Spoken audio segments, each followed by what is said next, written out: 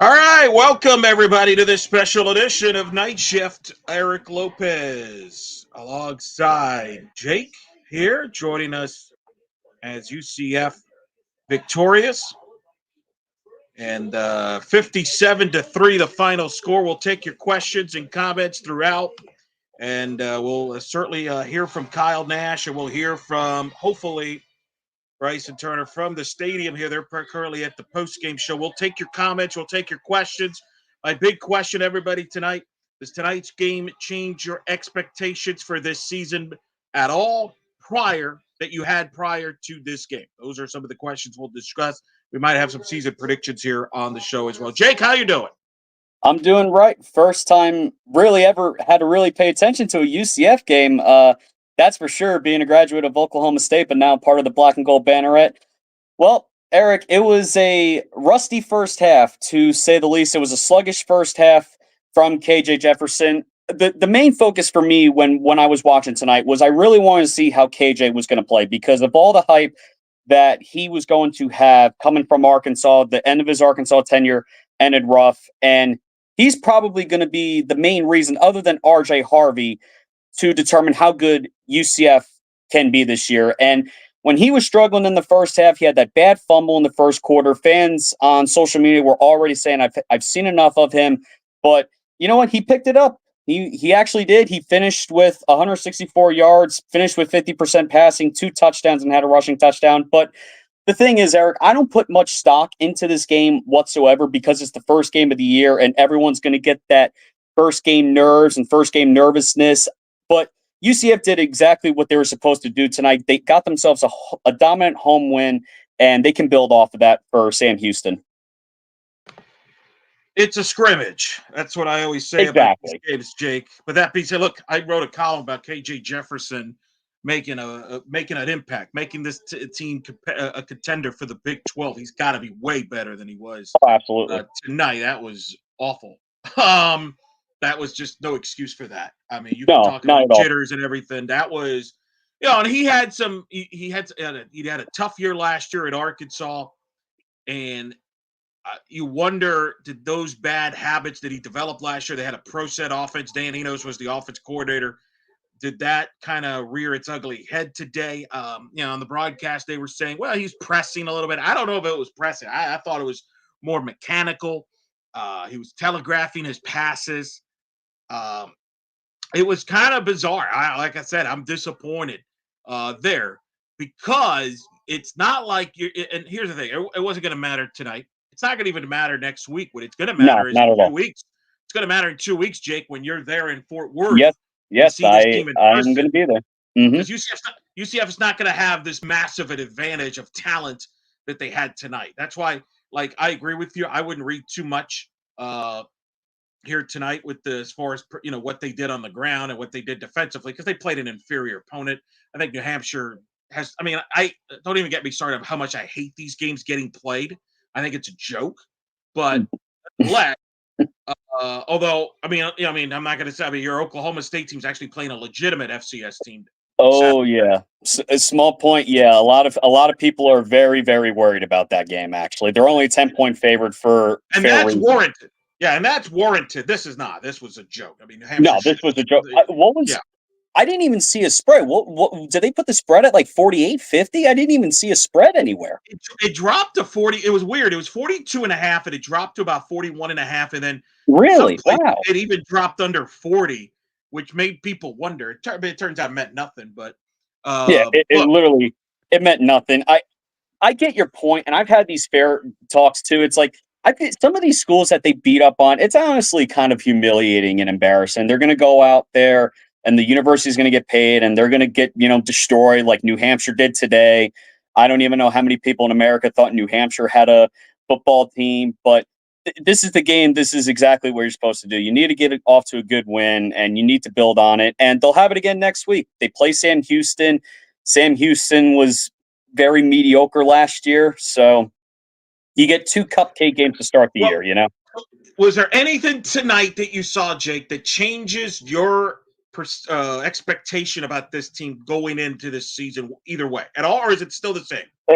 I feel like it's still the same, to be honest. I mean, KJ is obviously one of the main focuses. They need him to get better. Bottom line is, I'll still say it was the first game. The nervousness was there. There was a point in the broadcast, I think it was one of the incomplete passes. They're saying he's like force it for accuracy instead of following with his mechanics. But this is a game that all of us predicted that they would win, even if they were to cover or not cover by 39, 40 points, whatever it is.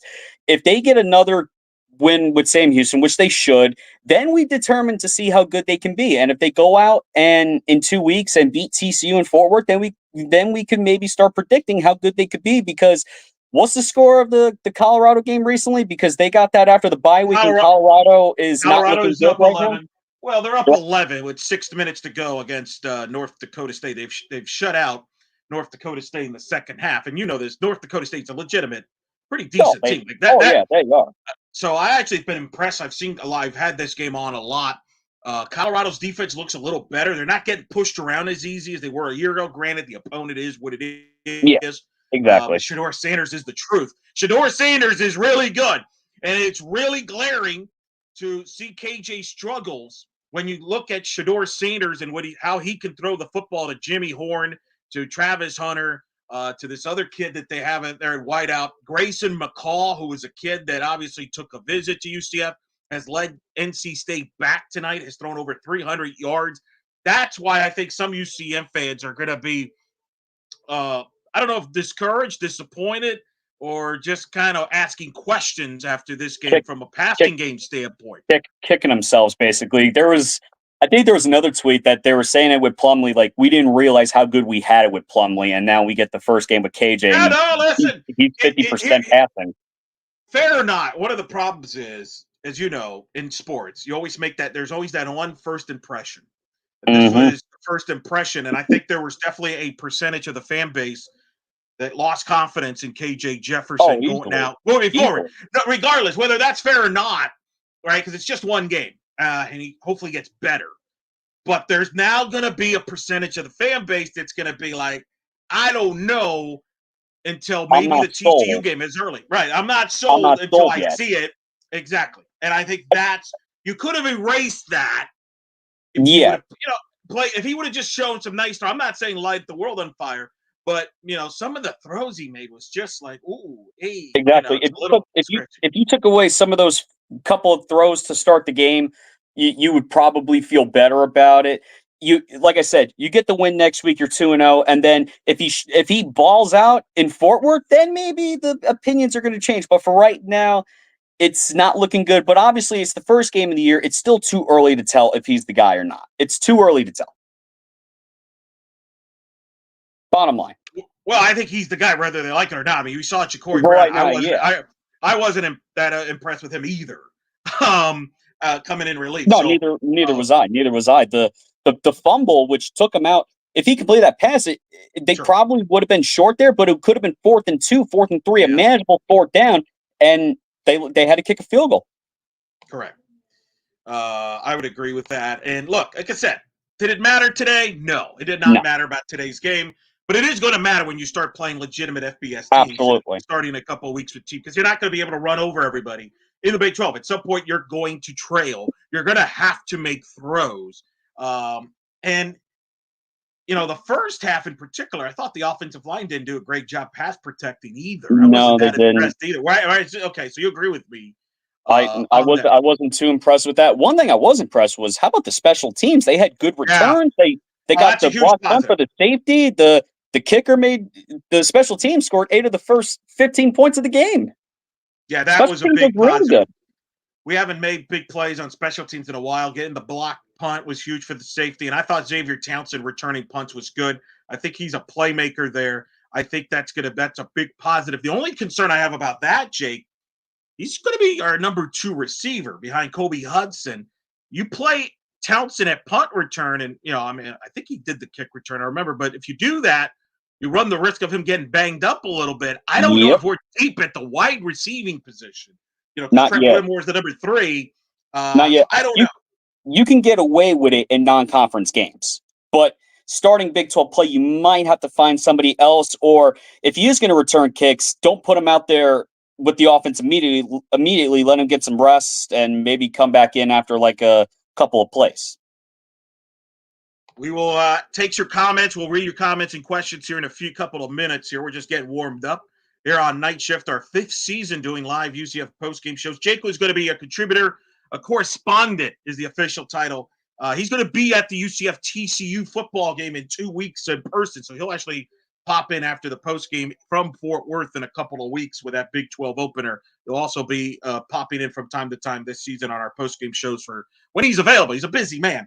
Let me ask you this: what was your prediction for this team? How they would do this year prior to this game? What was your preseason prediction? Like, for example, I have them at 8-4 going into the season. I had them 8-4. What do you have? I wrote the ceiling and floor. I think it was uploaded Tuesday or Monday. I don't remember. Right. It's on the Black and Gold. Yep, it's on the Black and Gold Banner.com. It's called the cheap plug right now. That article is up right now. Yep. I said the ceiling for them could be 10-2 based on who they're playing in the Big 12. And I point this out there: 5 of the 6 teams they lost to in the Big 12 last year are not on the schedule. The only one's West Virginia. The floor for them could be 4-8, 5-7. But realistically speaking, I'll agree with you, Eric. I could see them being 8-4 or 9-3. If all goes well, maybe they do get 10 wins. Maybe they can. I could see it happening based on who they're playing. If they get off to a good start and KJ slowly figures it out, and obviously they got the good running game already, so they're going to be a run-heavy team for now, and that could provide an opportunity for play action with KJ, but he has to work on the accuracy. Well, and that's the goal. That's what they want to do. So you got them at 10 wins, best case scenario. The ceiling, floor, I had them 5-7. I'm pretty sure in that article. Realistically, I see them 8-4, 9-3. Yeah, that's where I had them. I'll be honest with you, I had them at 9-3 prior to the John Walker injury that was announced by Gus Malzahn. He's going to be out. They didn't give any timeline. They hope to have him back at some point this season. But John Walker, to me, was a talented defensive tackle there with probably the most upside of the group there. Yeah, and I said this on many of the shows I'm on around the kingdom with my friend Trace Trucco. I'm on, obviously, the Black and Gold Veteran podcast. I just don't believe, Jake, and you know the Big 12 as well as anybody. That's why it's cool to have you, because you've covered the Big 12 for a while, day in, day out. It's a game of margins. And, boy, when you start losing people up front, right? UCF got pushed around last year all over the field. They couldn't stop the run. I think they were like in the 150s against the run, rank-wise. You can't afford to lose guys like John Walker. Maybe you could offset that in, like, if you're in the American, but not in the Big 12. So that's why I dropped them down to an 8-4. I don't know if we read anything today into the defensive line. Again, they played an overmatched team, but you can't afford injuries. And I'm not convinced on this team's depth on the trenches at all. Offensive line, I don't think they're as deep as they were last year. And I certainly don't think they are in the defensive front. That's why I thought the Walker injury was big. But I will say this tonight, Jake, they do seem to have some playmakers, especially at the linebacking position, that they didn't have a year ago, which is I thought was encouragement from what I saw tonight.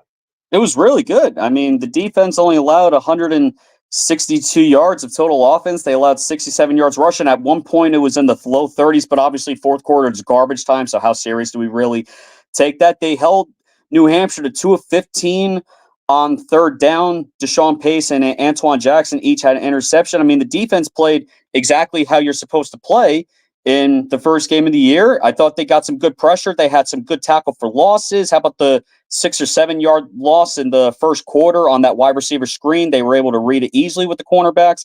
Defense played better than I thought. They only basically, I mean, you could consider it a shutout because the special teams gave up the field goal, but defense was phenomenal. They were. They were, and I thought they played vanilla, which is what you expect when you're playing an inferior team. Exactly. I thought that was smart on that as well. All right, let's get into some of the comments and questions. You're all posting them up. I love it. My first post of the year, of course, a good friend of the show, Brian Peterson, chiming in.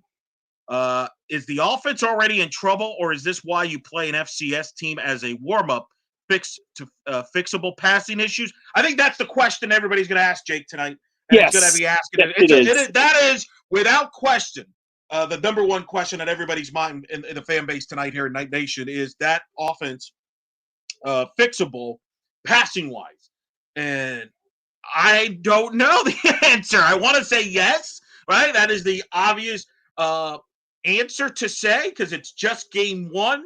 The biggest improvements come from game 1 to 2. Maybe there's some butterflies there, some nerves, whatever that you can improve. I can't be any worse, in my opinion, than that. But am I 100% saying that after what I saw? No.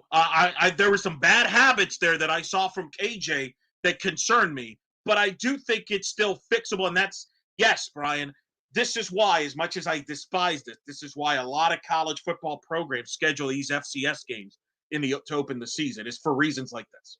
Exactly, because you're going to get it. It's a new year. It's new players, new coaches, new systems that the players are going to potentially learn. And first game, you're going to get the jibbers, you're going to get the nerves. And some of these freshmen or the guys who barely played last year, they're going to get their feet wet by playing. KJ played in the SEC before he got here, so he's now adjusting to the Big 12 and adjusting to the Orlando crowd. I mean, it was hot and humid, and there was one point I think when he fumbled that ball, his hands were sweaty because it was so hot there. So I mean, it happens. It's not like Arkansas weather, and Arkansas weather's pretty hot, but it's not as humid as it is there. But this is why you play it. This is exactly right. We expected nothing else, I guess, because at the end of the day, it's the first game where everyone's got nerves and players are slowly figuring it out. And it's UCF's second year in the Big 12. Last year, I think they were not used to the Big 12 play, but this year they can make some strides. All right, next question. Joyner Perez, we won, but that seems to be the theme of the night. But do you have a but? Is that if you wrote the headline, first couple sentences for tonight watching UCF, is that your headline? We won, but, or is that a little extreme? It could be a little extreme just because of I think that the main concern with this is the quarterback play. We're not really looking at the defensive perspective or the running game perspective or even the special teams, like I said, because the special team scored 8 of the first 15 points. We're mainly focused on KJ Jefferson. That's really what we won, but our quarterback didn't play well. That's what it comes down to. Sir Epic chiming in here. Sir Epic, thank you for coming in and tuning in right here to pass the word, spread the word, by the way, folks. We're going to be on after every UCF football game as we've done the last 5 seasons of regional here. Pretty much agreed. Christian Simmons, good buddy of it as well, said on Twitter, KJ was making the right reads early on, even with the mistakes. As long as we're able to run on teams, we'll have a chance at every game. Yeah, no, look, nobody's going to question the running game. No one's going to question the running game. This is a running team first. It absolutely is. RJ had over 140 yards and 2 touchdowns. It's what you expect. Yeah, in fact, I'm glad if you got the box score, have that in front of you because I'm going to ask you about what jumps out to you from the box score that it stands out to you. But so this team is going to run the football, and they're going to be really good at running the football. They were 4th, I believe, in the nation last year in running the football. They ran the ball about 59% of the time last year. That's going to be the same. KJ, look, no one is saying KJ doesn't have to be air it out. He doesn't have to be Shedeur Sanders, but he's got to have to make better throws because what's going to happen is as the season goes on, teams are going to jack the box up and make UCF beat you with the pass and make KJ beat you with the pass. And he's capable of that. We've seen him do that at Arkansas. That's why I wrote the big glaring column about how he is capable of taking UCF to be a contender for the Big 12. I do believe that. And again, he did make the right read. He's a big kid, tough to get down. I didn't like the fact that he ran as much as he did, Jake. I was just, you know what? You beat me to that because I was just about to ask you, do you think we're going to see him run the ball more? Do you think we're going to have some runs that are designed for him, or do you want him to stay in the pocket and throw? No, he's going to run. I think in the bigger games when the matchup is a lot more even distributed, not like a one. My issue was, why are you running against New Hampshire? You don't need to run. You don't need to. No, that's my only issue there. When we start conference play at TCU, then we would want to see some read options. We want to see some draws or some fakes. That would be the time to run it. Not week 1 or not week 2. Not New Hampshire. Not Sam Houston.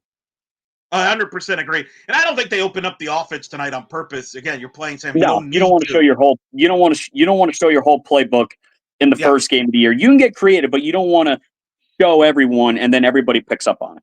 But I think that's why people are kind of disappointed with the passing game, because it's not like there was some simple throw, like the interception he threw just through the guy. It was just like, what happened there? So hopefully they're going to work on it. They have some tape on it.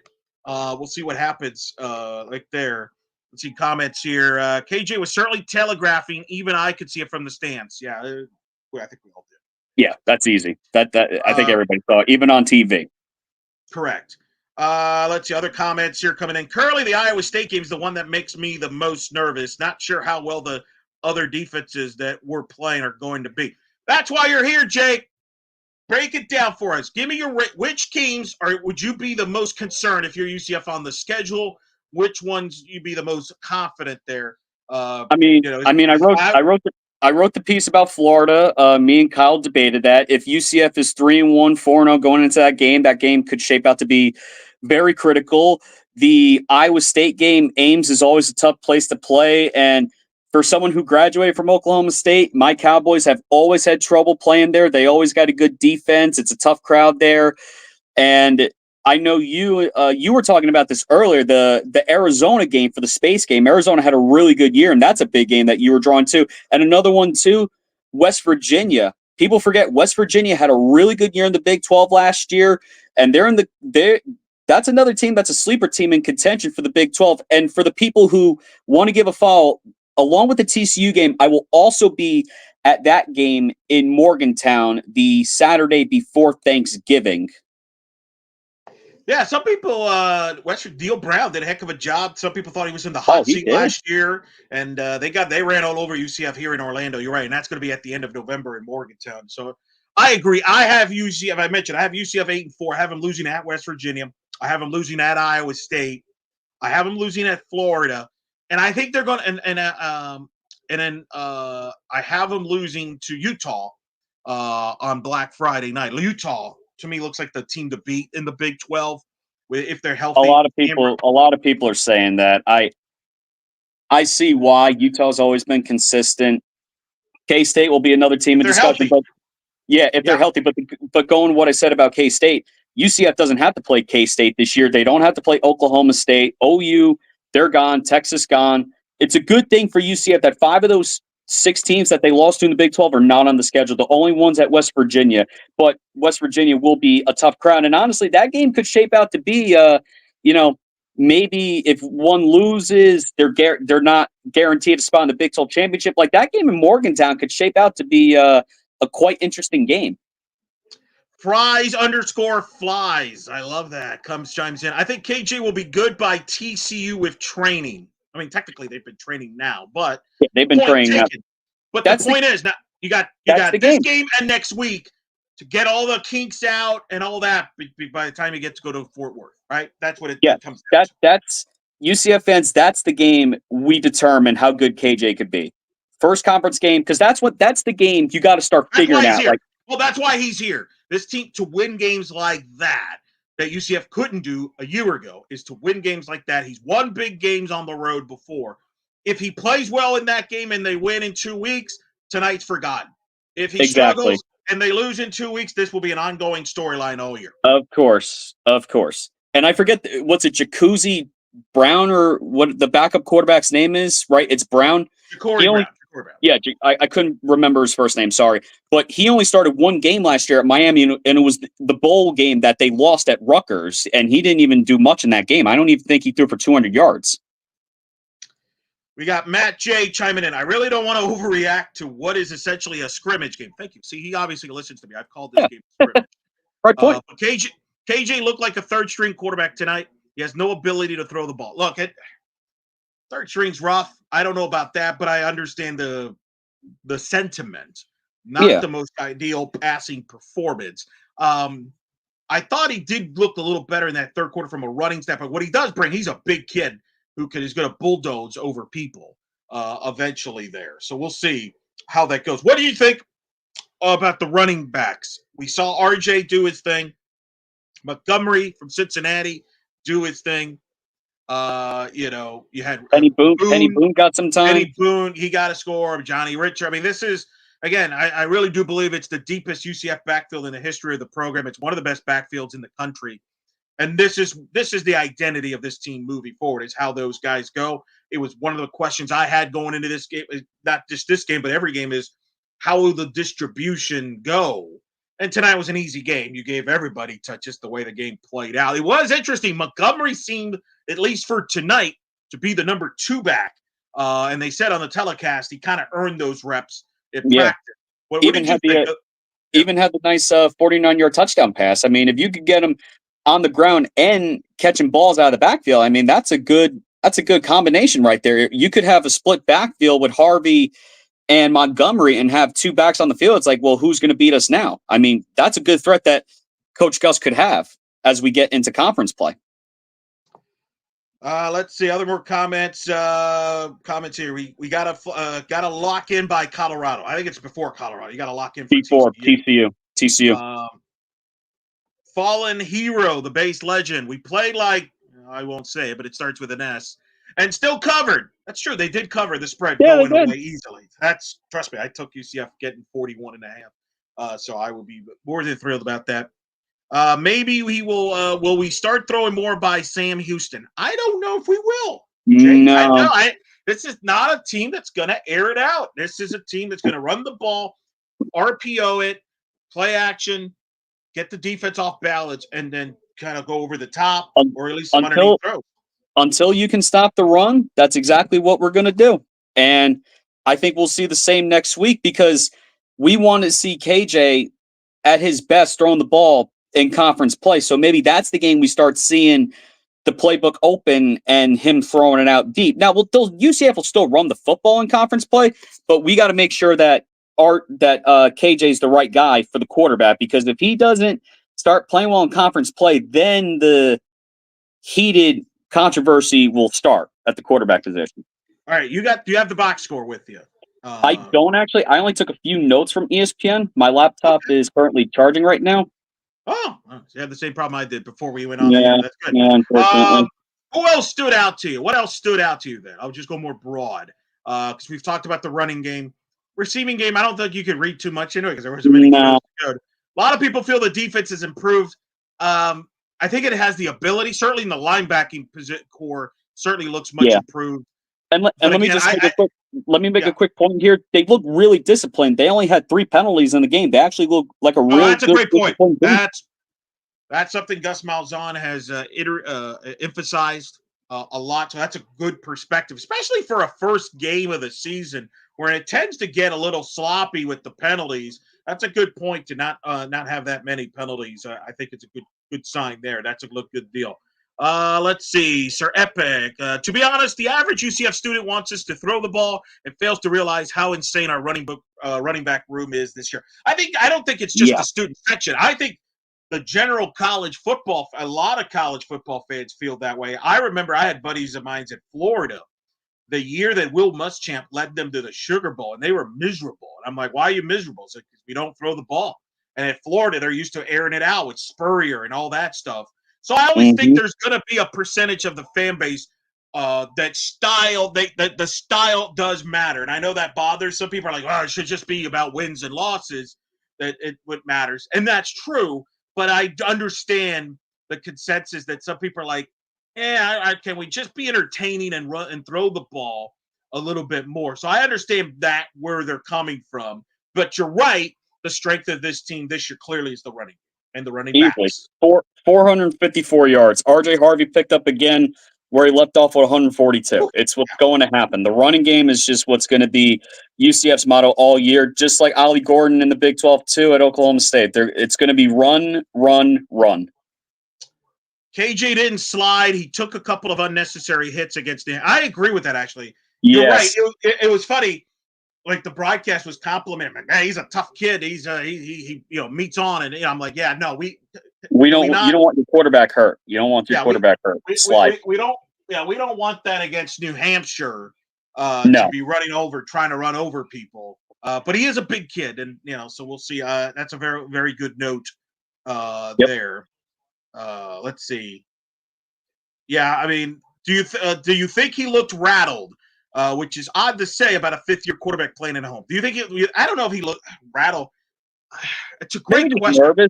I don't know if rattle's the right word. Maybe just nervous. Sure. Because it's a new team. Arkansas fans are different than UCF fans, so maybe just nerves. I don't think rattled. Because he, like I said, he picked up his game in the second quarter, and then they had a couple drives in the third quarter, so he started to slowly figure it out. I'll be curious what they say in the postgame too when we get to Kyle. Yeah, talk to I wonder Kyle too. Actually, I wonder too. We'll see what they say about that because I'm sure he's going to get questions about KJ's and his performance there. Matt J, y'all crazy to say KJ will improve his accuracy. He is what he is at this point. They've had a whole offseason for Hinshaw to work his magic with KJ. Expectations lowered. Nobody said he was going to improve his accuracy. That's not what we're saying. What we're saying is just make the throws that you're supposed to be making throws. Exactly. That's all. But because he's right. He is not a guy that's going to, he's not he's not Patrick Mahomes. Nobody is saying that. We're just saying, like, there's some throws that you should be able to make whether you're the best thrower passer or not. Yeah. That's all. Now, interesting. Does that lower your expectations? Perhaps. Maybe it does to some. But what's clear here, we got it. By the way, first of all, a ton of chats, questions, which is what I wanted, in comments. A lot of people tuning in. Thank you for that. We'll be on after every UCF game, post-game wise, with various cast of thousands throughout the season. But a majority of this is KJ Jefferson questions, Jake. No surprise at all to say. Law Belvie. I have no faith. KJ was supposed to be the senior guy with all the experience. That's what all the dollars is for. And, of course, that's a reference to the name, image, and likeness. Jake, which that is the new landscape in college athletics now. Because these athletes are good, and then who knows what the revenue sharing that's coming down the road. Athlete fans are going to expect a lot more from these kids now than they used to. And guys, it's week 1. It's week 1, for God's sakes. We're not in conference play. Would UCF fans rather be 0-1 or 1-0 with a 54-point win? You would rather be 1-0. It's the first game of the year. Everyone's going to get the nerves. Well, that's all by TCU, KJ should have it figured out. And then if it doesn't work out by TCU, like if they get blown out or he has some bad turnovers, then you could go, okay, fine. It's week 1, Eric, for God's sakes.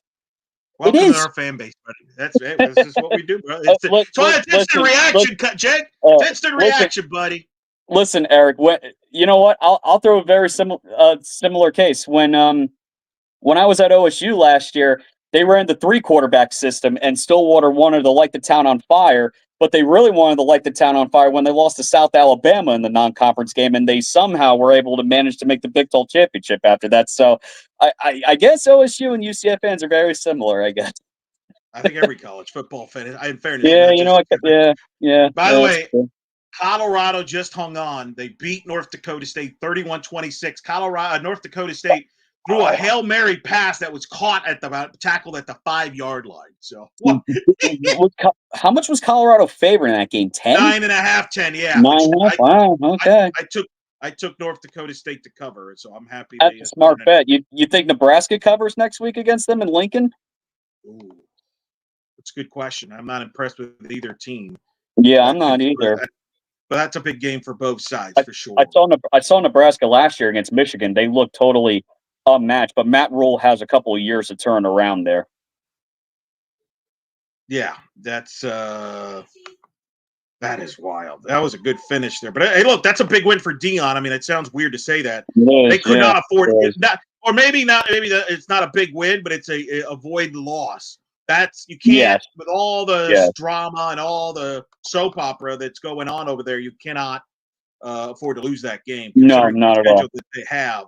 So you take the win. Again, North Dakota State is usually a pretty respectable FCS program. Oh, they are. So I wouldn't sneeze at that. And I tell you this, UCF will be challenged with Shedeur Sanders and company. But it is what it is. Here's the good thing about that Colorado game. UCF has the bye week before they play Colorado. That could become very, very useful, so they could game plan more for Shredder. I concur. Matt J, I'm concerned with every single conference game in the schedule plus the Gator game. Okay, there you go. Okay, that's normal. That's normal. Lonely Bumblebee, just run the triple option. I'm not kidding you. That did cross my mind at some point. I joked at one point in a group chat that I was in, Jake. I'm like, we kind of look like Georgia Southern, only with black colors instead of blue, with those type of jersey, and then we kind of look like, hey, maybe we should just run the triple option. Let's hope. Yeah. That's wild. Let's see. Lobai, I feel like the staff hit him, let him slide with no contact, and treated him with kid gloves on the hope he's a great.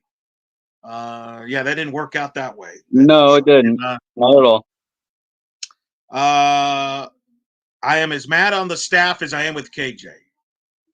I don't know what you wanted from the staff tonight. Again, you're not going to run anything special here in this game. No, you're not. So I hate to break it to you. They're not going to reinvent the wheel there. So I don't know what that means. I don't know unless you're saying that he didn't get him. I just again. I don't know. All right. Let's see what else. Let's see. Defense and special teams look great, but you have to be able to complete basic open throws to win. Obviously. Comments. Ted Roof fix the defense, more aggressive. What do you think, Jake? Well, I don't know. I wouldn't read into the aggression part tonight because again, I think they played it vanilla as they should. Basic defense. Exactly. Because you don't want to show a lot. You don't want to show a lot, and you shouldn't have to show a lot. No, you shouldn't. New Hampshire. You shouldn't. Not against New Hampshire. I do think they got better athletes, especially in the linebacking core. But I'm not ready to declare that they're much. And should they be? I mean, they'll probably be a little better than last year, but I'm not ready to declare that it's fixed or anything like that until again. No, I'm not either. Until they play a legitimate FBS program like TCU, for example, in a couple of weeks. I'm not one that's going to make big conclusions out of this game or even next week. Just win your games these two games. Go 2-0. Exactly. Dominate and get out of there healthy and hopefully execute the basic stuff. That's really what we want. And I think that's why people are frustrated, I think, with KJ's performance tonight. It's just you didn't execute the basic stuff on the passing game. That's why I think people are maybe a little more. Yeah, that's all what it comes down to. Yeah. Let's see. I do love the defense and all the offense except the QB. So we'll see. Again, the quarterback room is going to be fascinating to see. Where do you have? We should be having Kyle and Bryson will be joining us here in a few minutes. Can't imagine they talk forever in a post game, but hey, that's why I'm not there because I wouldn't want to be there that long. Oh, there we go. See there, he's trying to set up. What is your outlook of the Big 12, Jake? What do you mean by outlook? Who's your pick to win it? Who are the teams you think are in the mix to win the Big 12? How many teams? There's some people that think 7, 8 teams can win the Big 12 title. Some people think it's more Utah. Arizona is fascinating because I think a lot of people would have picked Arizona if Jed Fish would have stayed there, but he didn't. Not many people can name the Arizona head coach. Gundy and Oklahoma State, you just don't know what to expect from them. With Ollie Gordon, they look great at times. Like you said last year, they got destroyed by South Alabama, lost to UCF, but yet got to the Big 12 title game. I think that's I mean, outlook. I mean, it's mostly probably going to be Utah by I'd say 65% just off the top of the head. But Oklahoma State will be there. K-State will be there. KU people are hyping up because KU's pre-ranked for the first time. And Jaden Daniels, Daniels healthy tonight. Yeah, looked pretty good. Yeah, Daniels. And then, like I said last year, I think a sneaky team could be West Virginia. Virginia had a really good year. They finished 9-3. It was 9-3 or 8-4, but they won their bowl game by 20. They beat North Carolina pretty good. Ran all over UCF, so that's for sure. All right, Jake. Let's ask some questions to the guys that were there in person to call the game. Kyle Nash, who has shrunk apparently, and Bryson Turner, who's apparently grown in size. I don't know what's going on, but they're there on the field to catch the postgame. Gentlemen, how you doing? What's going on, Eric Lopez? Listen, I am here to provide any therapy, and if any group chats have been any indicator, you need a lot of it, sir. Kyle, this is for you. I didn't mean to cut you off, Eric. Kyle, how much pressure did you really feel was on KJ? Was there points at the time where the fan base was just growing so obnoxious in the stands or just moaning? Like, How much frustration do you think was there? This is why I like doing business with Jake, Eric. This dude just comes right out of the gate. Yeah, pleasantries my rare. Get to it, fat man. No, listen, here's what I feel like. KJ didn't really have a lot of pressure on him on the field. The moans were there, but I really feel like this is a situation where it's about adjustment. To me, the kind of misses he made, the kind of misses he had, were ones that looked like he just wasn't, I don't want to say wasn't ready, but he was in his head. It felt like he had a lot of butterflies. He felt like that he just was still coming off the shelf, so to speak. What did Gus say about KJ's performance? Yeah, I mean, he acknowledged the slow start, and he acknowledged, too, that the offense as a whole turned around later in the game. And, I think the way he put it was this was his first time live fire in a year. And I think that was part of the factor. But some of the unknowns, too, that came up was this first time doing in-helmet communication with the quarterbacks. That's something that's completely new all over the nation, right? And those kind of factors there certainly bore out. He mentioned sloppy play for the team in general, but did understand KJ's struggles. He did, I want to say, take some fault on himself for that. I believe he did mention that, so that's also something that kind of Gus brought up in that situation as well.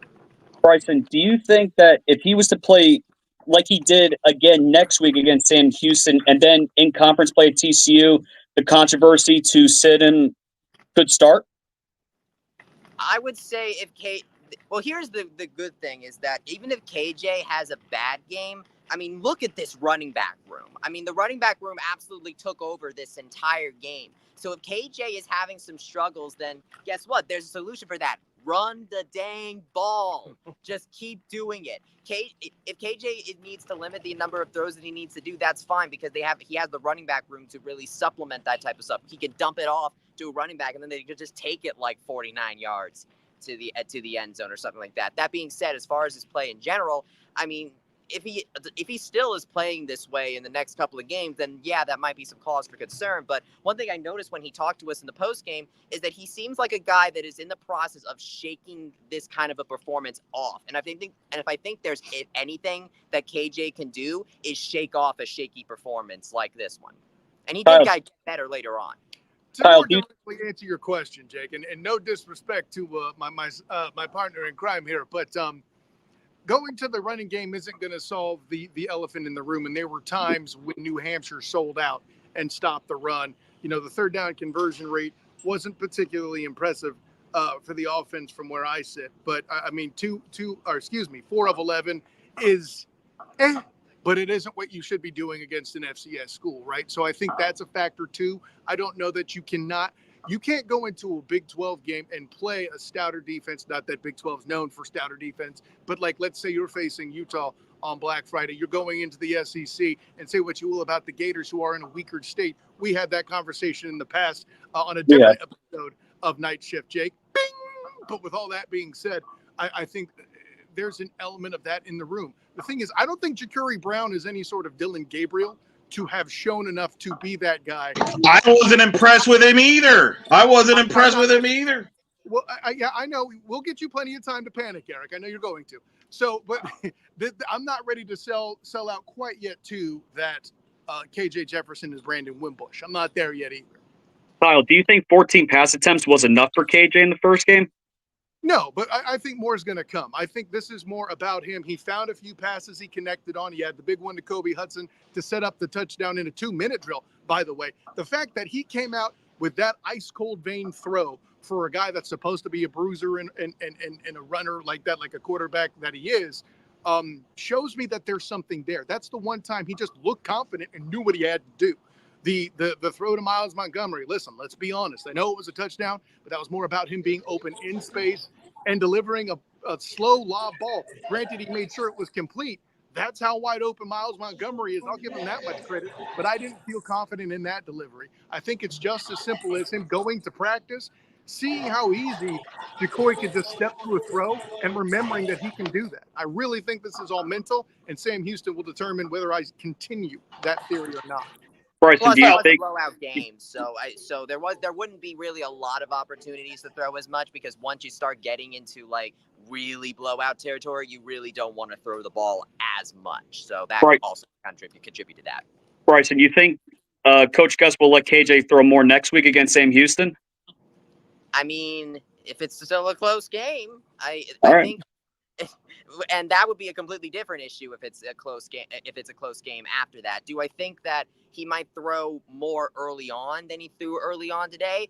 I think it just depends on, like Kyle said, the kind of how he adjusts mentally. If he's still not really there yet, then I think they might just lean on running the ball some more. But if he is better, then let him throw and get that confidence back. And he's going to have to do that in order to get the confidence back, like you said, with Jakuri doing as well as he did as far as just stepping into his throw. I think if we see KJ doing his stuff like that with his throwing motion, then I think arguably that's really that would be kind of fix the issues that we saw from him tonight. I sit in a different place in one particular way, though, guys. When has Gus Malzahn's offenses done better? When the quarterback is throwing than less than 20 or 25 times in a game. Anyway, 14 is about what you're going to expect, right? This is what we're looking at. Unless it's that is daring you to throw,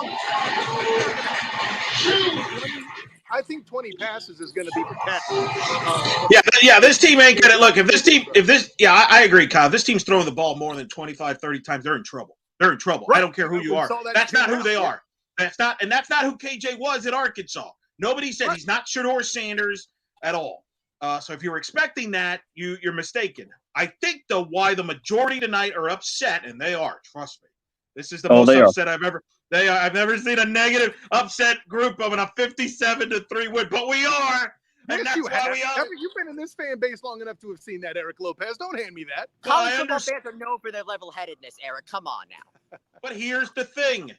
With the NIL and everything, the expectations go up higher, and this was a lot of hoopla. And look, rightfully so. I wrote on the column on Black and Gold Banner about he can make them a Big 12 contender, and I still believe that.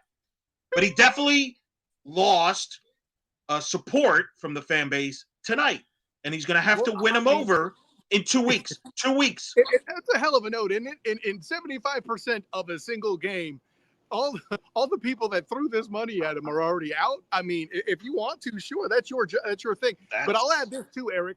The reason why what you make is such a good point is how much have we here, in particular, covering this college, have seen that element take place here on the field. This is unprecedented territory for us to analyze. So, and moreover, for a guy like KJ, who was a humble dude, come on, the guy was like, I'm surprised Madden had me this high. Everyone else complains about their Madden rating if they play football, period. Okay. This is a humble dude. And I think in the ways, like if you look at stories you've heard perhaps of a Steve McNair in the past, for those that are in our age bracket there, Eric, this is a guy who cares about producing for the fans. That's the read I make. And the fact that the NIL money is attached to it like that, it's another element of pressure I think that could be in why he came out.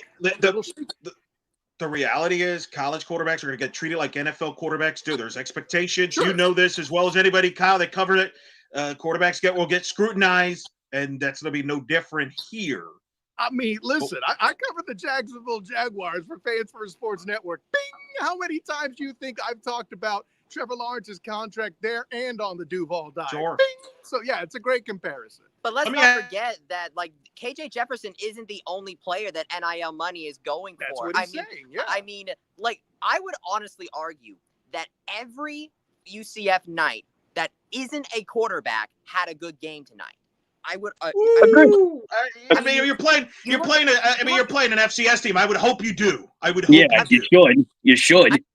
Well, you look at the transfers. This is what a no-win scenario looks like. You do your job, and it's like, man. Exactly, but I say this because, people are saying the sky is falling because two players in one position group had a bad expectations game. Are high. I mean, expectations are high. Welcome to being a football fanatic. The football, fan is short for fanatical. Welcome to the landscape. Well, but you look at the second half. KJ got better. He did. He got it going. Saying that it's a bad game. Yeah, the game was already over. I think it's still arguably overall a bad game, but he got better in the second half. All right, that's enough, KJ. We got plenty of time to talk quarterbacks. It feels like this is going to be another year where we're going to talk a lot about the quarterbacks. I do want to get into a couple other things before, because I actually do want you guys season predictions, because we didn't do that on the podcast because we got suckered into a. You would want to wait until after preseason to actually do that. Well, this was a preseason game. That's my point. So that's correct. So then I do want to. On the NightShift podcast, we could do it then. No, I don't trust the host to actually keep us on track. We'll probably get into another stupid realignment segment. What I want to ask you about the line of scrimmage, Kyle, in particular. What did you think of the offensive line in particular and the defensive line? I don't think we're going to learn a ton from the defensive side against an inferior New Hampshire team, but I know you had your eyes on the offensive line. I thought at times pass protecting they had some issues. I don't know if that was a KJ thing or an O-line thing. It got better in the second. But what did you think overall from the line and just overall elsewhere other than the quarterback? Overall, they had pass protection issues. What, 1 sack, and now suddenly – listen, guys, first of all, here's the thing. You got to give New Hampshire credit at some point daring KJ to throw and throwing everything they could at the box and still losing. To that point, what else can you say except, hey, the O-line did what they did? And I know you were up in arms on Monday. Suddenly we're forgetting the critical nature of what the defensive tackles could do. It's not so much that they were pushing them 5 yards back. You expect that. What I love to see defensively in the trenches here at Lopez is the DBs getting involved in a very special way. Buddy, how many times did I shout for Addison Williams to attack with the DBs? No, I agree. 100%. You wrote about it all year. 2 tackles for loss, buddy. I mean, that's the kind of stuff you want to see. Ethan Barr hitting dudes. Everybody was everywhere, and it's what you wanted to see from this group. No, I 100% agree with that. And I remember talking to Brandon Adams. We got to remind him. Well, Brandon Adams with Ted Roof, they're going to be more aggressive. The secondary will be more involved. I agree with that. I thought the special teams was good. You got a block kick for a safety. Hooray. Sure. Townsend looks great as a returner.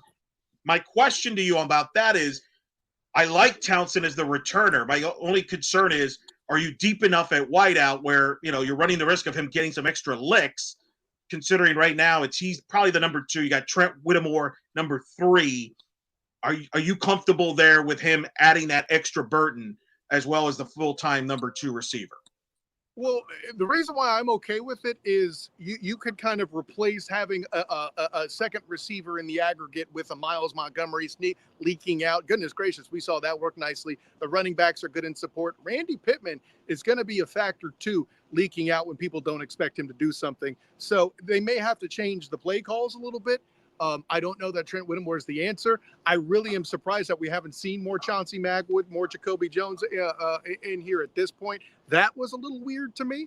But I think that may be coming in Sam Houston. I don't know exactly what was happening. Maybe because they saw KJ struggle, they went to the run more to try to help him feel comfortable again.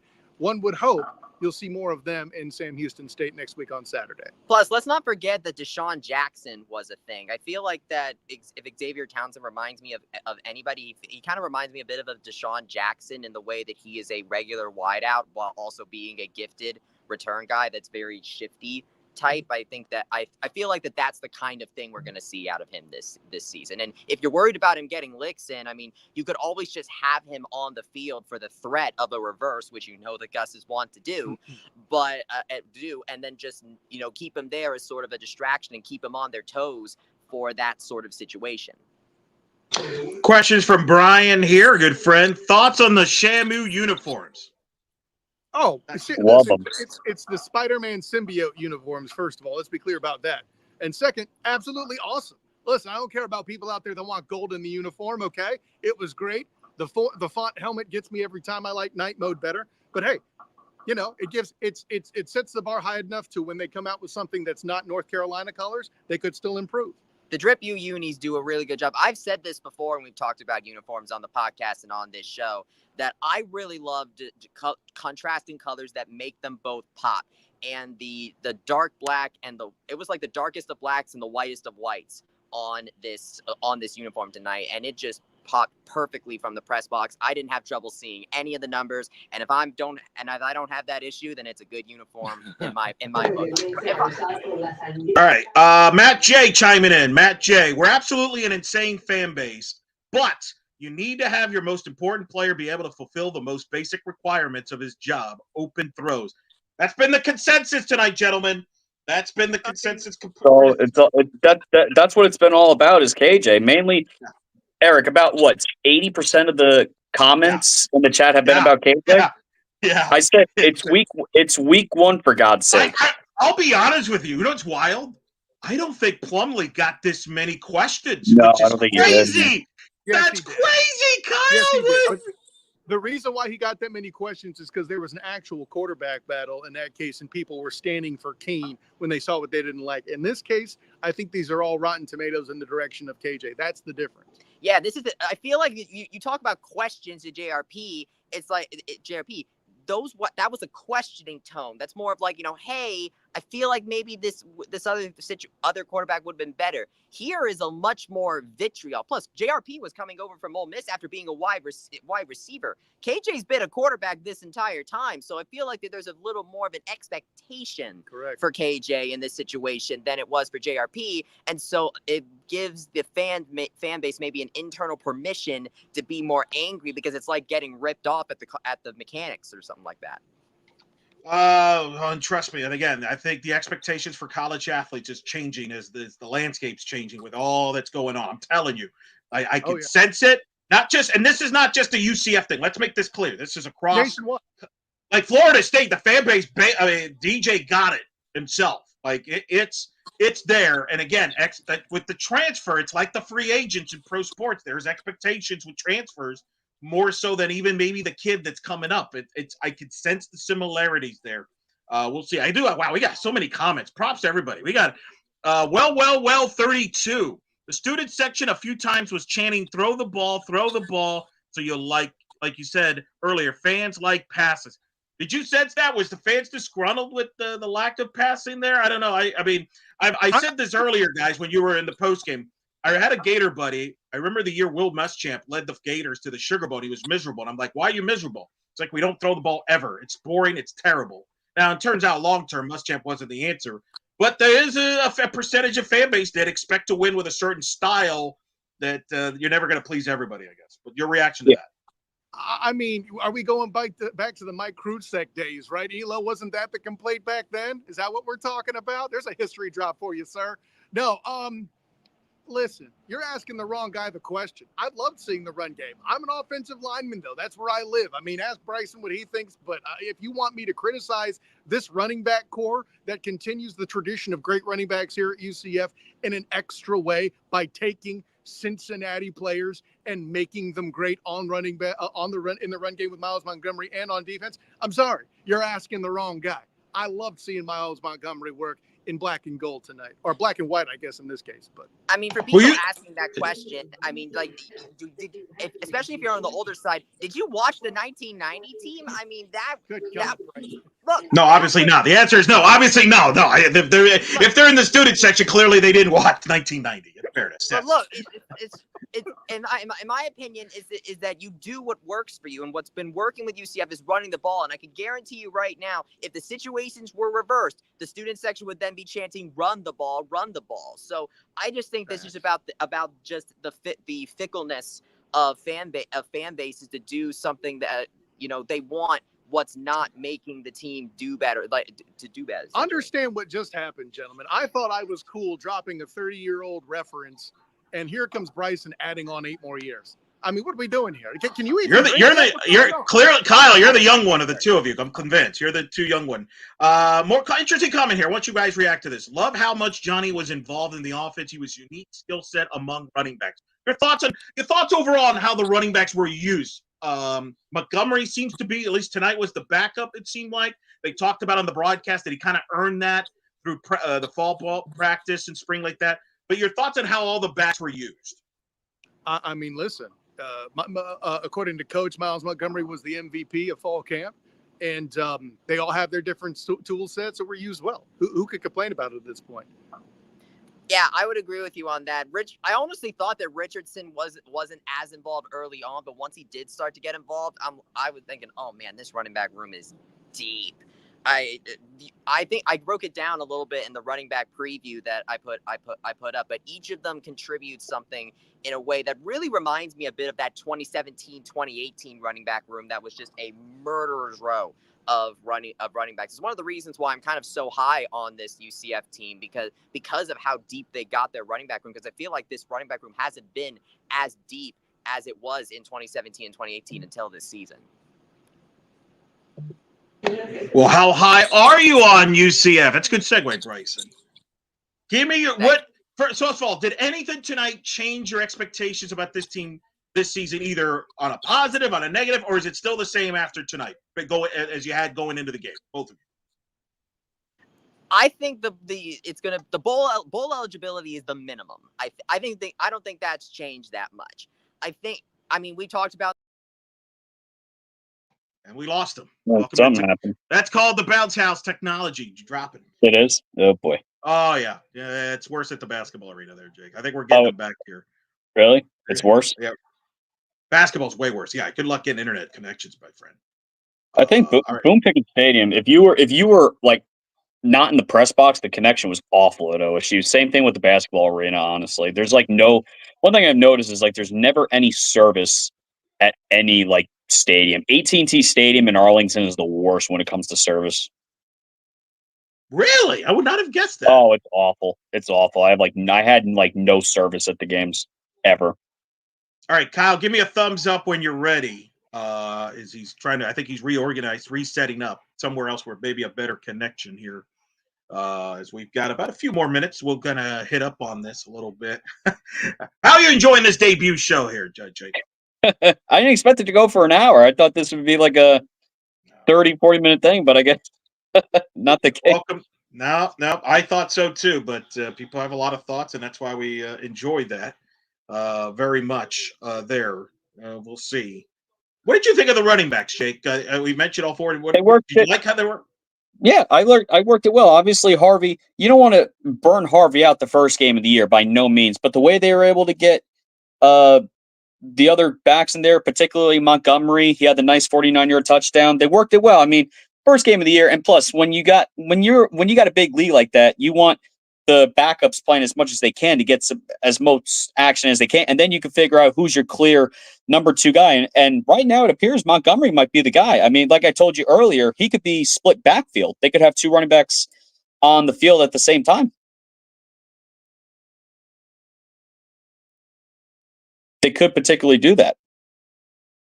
Definitely seems like a multi-back team. We'll see what happens with that. So that honestly, it really seems to be the new trend in football because running backs can't last anymore like they used to. So most teams will carry 3 running backs. You're right, because they're not going to run a guy. You guys know your Oklahoma State was kind of the exception to the rule because you guys ran Ollie Gordon all the time a year ago. And you know what? They're going to do it again this year because Oklahoma State doesn't have a second running back. Is that true? They really got no other second running back. Jay Nixon transferred. I don't even know where he's at. I think he transferred. I don't even know who the backup running back is. Wow, that's not good, my friend. That's not a good omen there for you. No, it's not. But the offense for Oklahoma State, real quick, it's just going to be Ollie Gordon. That's all it's going to be. What else is new, right? All right, let's take you here, courtesy of Kyle, and then we'll get Kyle back on here. Let's hear what Gus had to say on the opening statement. Convincing win against a lesser opponent. Looking at the game, I just told the players, the thing that stood out to me is only 3 penalties. We had a face mask. I think we had a late hit late in the game with one of our backups, and we had a delay a game on a field goal. We ended up making it. But the 3 penalties, we've been really focused on not beating ourselves. Now, defensively, we played a big-time game. I think Pace's interception, that was the one that really turned the game into being able to breathe a little bit and play. With that, Tennyson had the blocked punt right there. He was one of the better special teams players in college football last year. It showed. Xavier Townsend was big time in the return game. I thought had really good field position. Offensively, the first quarter really struggled. We had a little trouble. We had some sacks. I called a couple bad plays, put our quarterback in a bind a few times, and then we were able to kind of get in a rhythm. Maybe we run the football, play fast. Second half, we kind of kind of got going. And so real excited. I think we rushed for 454 yards. And I think everybody sees we got real running backs. When you put in the backups and your guys that would start for most teams in America, the running backs right there. So there's a lot to build on. I've told our guys there were some mistakes, but the great thing is they're all correctable. And I think anytime you got 50 new players, that's to be expected at certain points. But I'm excited for our guys. We're 1-0. We got a little extra time before game 2. Question. All right. That was Gus Malzahn in the post game. So we'll see there. Let's bring back Kyle Nash now in there. Who, courtesy of his video there. You've moved now. You've moved to a different spot now, haven't you, Kyle? Yeah, we might be losing light there on the field, so I want to make sure I can wrap up without having to do it in the dark. So, all right, Jake and Kyle, give me your reaction. Jake, started with you, and then Kyle, your reaction to Gus's statements there. I think he was spot on. Obviously, new players. He said 15. Eric, we talked about this before Kyle came on. I said they were a real disciplined team, and he mentioned I think we lost them. But Kyle, one thing me and Eric were talking about, or that I brought this up, is I said UCF has been a real disciplined team, and they only had 3 penalties, and that was another thing that he acknowledged. And it is a good thing that they got some extra time on their hands for Sam Houston. Learn from it. Get a couple of days off and then come right back to practice. I think he was fair on with what he said. New players, disciplined. Special teams were good. Defense was good. The interception by Pace changed the game. Yeah, no, Pace, first of all, having 2 guys come in from Cincinnati as transfers, having a night full of transfer performance, by the way, was a huge part of it. This is what you hope when you have a turnover of, 40 or 50 guys. Exactly. On what day of the week it is, so that's obviously a great thing there too. The mental errors being reduced, like you mentioned, 3 penalties, 0 penalties on offense, right? It was a special teams penalty and 2 defensive penalties. You got to like that part of it, okay? And that's one advantage to where you're in a place where you're running the ball. It's simpler offense, it's fewer mistakes, it's less shots in the foot, so to speak. So there's that positive element there too. Obviously, if we're talking about mental errors, though, the interception, obviously, KJ would want that back. Ja'Cory Brown with the fumble on what was an excellent decision to run the football. You just got to secure it, but that's a young player in his first game, and these guys are at the end of the game trying to make a name for themselves, getting up higher on their depth chart too. So they're going to be poking at the ball a little extra, I would imagine, in a situation like this. So the thing that Gus pointed out there, of course, obviously he mentions the slow start and all of those. But the increase in improvement from week 1 to week 2 is the biggest jump that Gus expects of his team. Easily. This is something he said tonight, but this is something he said in every year as UCF's head coach. So that's why I think Sam Houston's really, to me, going to be the game to watch. He's going to be looking for that big leap. Agreed. All right. Let's end it on this, Kyle. And that was the question I was asking as you guys got cut off is, did you see anything tonight that changed your expectations for this team this year, either positive or negative, or is it still the same as it was going into this game? Yeah, I saw a lot of positive. I'm impressed with the defense, honestly, thudding and hitting in a way that they hadn't previously. And the aggressiveness is not just a false advertisement. Ted Root coming in the building.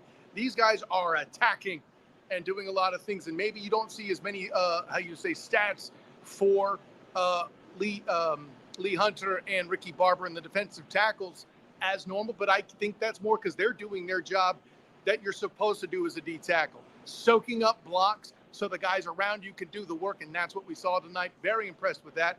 Thoroughly enjoyed Xavier Townsend, like special teams. Obviously, the caveat being you're supposed to do that sort of thing against these teams, which is weird to say you're supposed to beat a team by 54, but here we are. As for KJ, listen, if he didn't hit that throw to Kobe Hudson in the 2-minute drill, if he didn't turn around and find some sort of sanity to get back up to 50% completion, again, not a great game, but he went from completely awful to, making it a game where you could see a stat line where Gus Malzahn wins a power game, a Big 12 game with a stat line like that, where the danger of a downfield bomb and a lottery ticket to Kobe Hudson, to Xavier Townsend, to Randy Pittman could be what busts things open, keeps the defense honest enough to let the running game continue to churn. But then I need more before I could really get more negative, because obviously it's all through the quarterback first. And then Lonely Bumblebee says, I love seeing Townsend with the ball. Yeah, I think that's fair. I think he's exciting to watch getting touches. I think that's a key part of this offense as well. It's a good point, Kyle. All right, I'm not going to ask you about for a win-loss record or anything. You know why? I know you got to write a recap, night class. I have a feeling you might mention what your expectation was for this team this year in there, right? What can we expect? Well, I mean, certainly an evaluation of what we saw, with always the caveat of this. The only thing that stops the UCF Knights first, well, as Eric likes to say, preseason game, is the difference between the performance where everybody performing isn't necessarily a celebrity, is that on in a college preseason game, as Eric puts it, the points do matter. Whose line is it anyway? They don't. That's the only difference, really. So, I mean, for my money, you know, everything with that caveat, I can only analyze what I've seen. I mentioned that in Night Class, first edition of 2024 on blackandgoldbanneret.com. Bing! But beyond that, what grades we saw, what the good was, what the concerns were, and what we hope to see, what improvement needs to happen going into, or coming out of, I should say, Sam Houston. Kyle Nash reporting from the bounce house, as well as Bryson Turner disappeared, but that's okay. Hey, Bryson Turner's making sure you have the videos and the interviews we have on Black and Gold Banneret YouTube channel. So, hey, you could find, give the man credit. We're doing some teamwork here tonight. But, gentlemen, an honor, joy, and privilege to jump in, and looking forward to the next one already. Until next time, class dismissed. All right, that was Kyle Nash reporting from the bounce house. Last thoughts, Jake, before we call it a show. Well, gotta learn from the negatives. That's really what you have to do. KJ will have pressure on himself, but you got to learn from the negatives. You can't be negative all the time. If you keep getting negative, then negative things will happen. Look, it's better to be 1-0 than 0-1. That is what a very anticlimactic finish there. That was good. We'll see what happens. Knights win 57-3. They'll take on Sam Houston next Saturday night.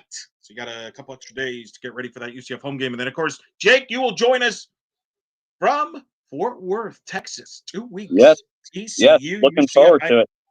You're going to be from somewhere on the – I hope you took notes how Kyle had to set up on the field and then readjust as, lost connection. Yeah, so – yeah, my first goal obviously is to go to the post-game pressers or get Gus and then maybe a play or two and then come back on the field. I don't know if some of the quotes would be worthy enough to put in there. Obviously, I want them to, but we'll have to see how it goes. I will be the hour behind when I get to Fort Worth because it's an hour time difference from East to Central time. So I'll have to let you guys know about that and see what goes on with the times and all that. He will be out there in Fort Worth for that. Thanks for joining me, though, and talking, so I didn't have to talk to myself and the audience there. So look at that. Joyner Perez, see you in Fort Worth. He's going to go to the game, it looks like. There, Matt J. Pace looked as advertised. I agree. Pace made a big play there. Hey, if you're going down to Fort Worth, make sure you go to Terry Black's Barbecue in downtown Dallas. Get some phenomenal beef ribs, some brisket, pork ribs, jalapeno cheese sausage. I love Dallas, Texas. I've been to Dallas too many times. You heard it there, folks. If you're going out there to the road TCU game, that's where you need to go. Take it from the man who's done it many a times. Jake, this was fun. Thanks for doing this. I know we'll do this again at some point, but hope you had fun and look forward to your coverage, helping us out, contributing to the UCF coverage this year. Yep. Have a good night, Eric. All right, for Jake, for Bryson, for Kyle, I'm Eric. Hope you've enjoyed this edition of Night Shift. Keep it on blackandgoldbanneret.com for the recap. Tonight's game is Kyle Nash. We'll have it up there for you. Yes, I am hungry now that he brought up the food options there. Keep it on the YouTube channel for all the post-game coverages, press conferences, and much more. We'll have Night Shift, the regular podcast next week. I'm sure to more reaction from this game and look ahead to Sam Houston as well as the other UCF sports going on and much more. And a reminder, we'll be on after every game. You will have a Night Shift post-game show after every UCF football game, home and away. Thanks to all of you for all the questions and comments and tuning in to this edition of Night Shift. Good night and charge on.